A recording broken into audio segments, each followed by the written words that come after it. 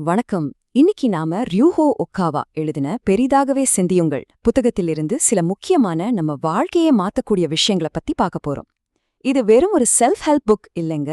நம்மளோட எண்ணங்கள் எப்படி நம்ம யதார்த்தத்தையே உருவாக்குதுங்கிற சக்தி வாய்ந்த பாடங்களை சொல்லித் தருது.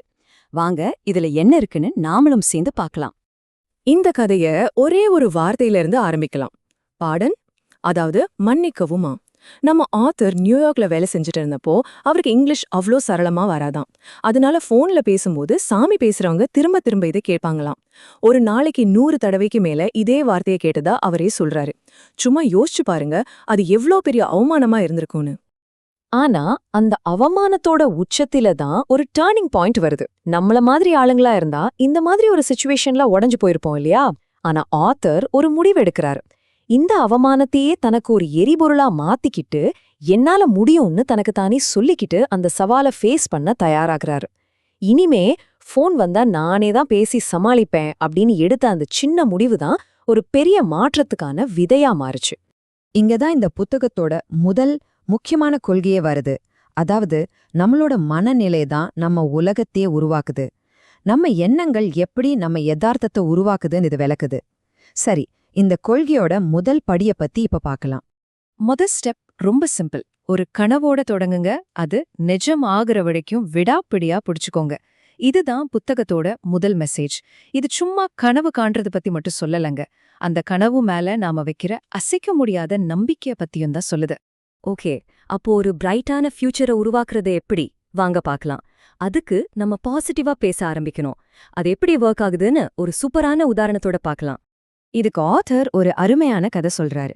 அவரோட ஹை ஸ்கூல் இங்கிலீஷ் டீச்சர் ஸ்டூடெண்ட்ஸ்க்கு ஒரு ரூல் வச்சிருந்தாராம். உங்களுக்கு உடம்பு சரியில்லைனா கூட யாராச்சும் ஹவாயோன்னு கேட்டா ஐ எம் ஃபைன்னு தான் சொல்லணுமாம். ஏன் தெரியுமா? எனக்கு உடம்பு சரியில்லைன்னு சொல்றதே ஒரு நெகட்டிவ் ஸ்டார்ட். அப்படி சொல்லும்போது நம்ம மனசும் உடம்பும் அந்த வீக்னஸை ஏத்துக்குதான். ஆனா நான் நல்லா இருக்கேன்னு சொல்லும்போது நாமளே நம்மள ஒரு பாசிட்டிவ் ஸ்டேட்டுக்கு கொண்டு போறோம். இது கிட்டத்தட்ட நமக்கே நாம கொடுத்துக்கிற ஒரு பவர்ஃபுல் கமாண்ட் மாதிரி. சரி, கனவு மட்டும் கண்டா போதுமா? நிச்சயமா இல்ல. அதுக்கு ஒரு தெளிவான பிளான் வேணும். உதாரணத்துக்கு, நீங்க 40 வயசுல எப்படி இருக்கணும்னு இப்பவே ஒரு ஐடியா இருக்கணும். டைமை ஒரு இன்வெஸ்ட்மெண்ட்டா பாருங்க. டிராவல் பண்ற நேரம் மாதிரி சின்ன சின்ன நேரத்தை கூட ஏதாவது கத்துக்கிறதுக்கு யூஸ் பண்ணுங்க. ஜெயிக்கிறதுங்கிறது ஒரே ராத்திரியில நடக்காது. அதுக்கு தொடர்ந்து நாம உழைச்சிக்கிட்டே இருக்கணும். இப்போ நாம இந்த புத்தகத்தோட ஹார்ட்டுக்கே வரோம். அதுதான் திங்க் பிக், பெரிதாகவே சிந்தியுங்கள். அதாவது நம்ம யோசிக்கிறதோட சைஸுக்கும் நம்ம ஜெயிக்கிறதோட சைஸுக்கும் நேரடி சம்பந்தம் இருக்கு. வாங்க அத பத்தி இன்னும் கொஞ்சம் டீப்பா பார்க்கலாம். இந்த ஒரு வரி எவ்ளோ பவர்ஃபுல்லா இருக்கு பாருங்க. கடுக மனசுல வச்சுக்கிட்டு ஒரு மலைய பார்க்கவே முடியாது இல்லையா? நம்ம சாதனைகள் நம்ம சிந்தனையோட அளவை தாண்டவே முடியாது. சிம்பிளா சொல்லணும்னா நம்ம கோல்ஸோட எல்லைய நாம தான் ஃபிக்ஸ் பண்றோம். இத புரிய வைக்க ஆத்தர் அவரோட சொந்த கதையே சொல்றாரு. சின்ன வயசுல அவரோட ஐக்யூ டெஸ்ட் பண்ணப்போ 100க்கும் கம்மியா இருந்துதான். ஆனா அவரோட அண்ணனுக்கு 180க்கு மேல. இதனால அவரோட அப்பா அம்மாவே அவர் மேல நம்பிக்கை வைக்கலையாம். அவரை அவங்க வீட்லயே ஒரு அக்லி டக்லிங் மாதிரி தான் பாத்திருக்காங்க.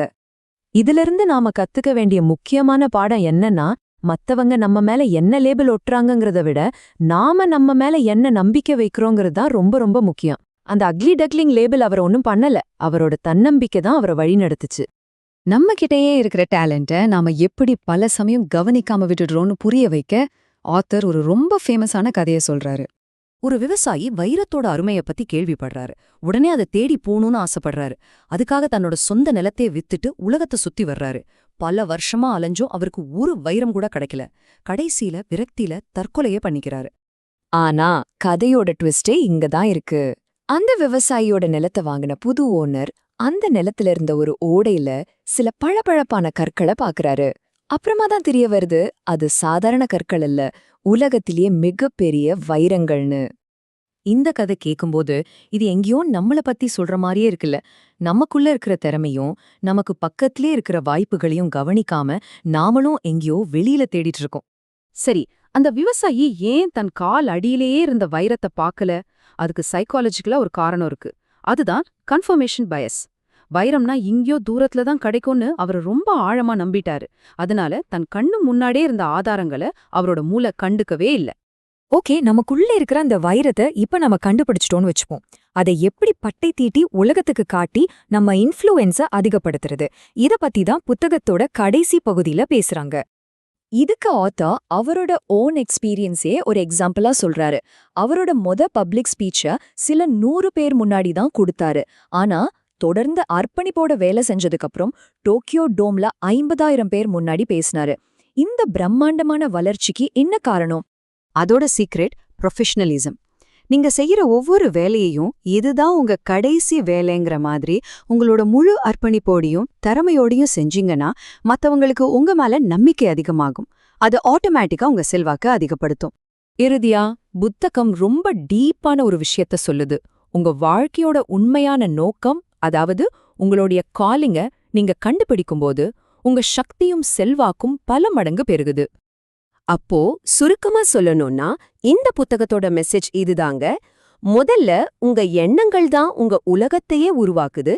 2வது, எப்பவும் பாசிட்டிவான மனநிலையை வளர்த்துக்கோங்க. 3வது, பெரிய கனவுகளை காண பயப்படாதீங்க. 4வது, உங்க மிகப்பெரிய பொக்கிஷம் உங்களுக்குள்ளதான் இருக்கு.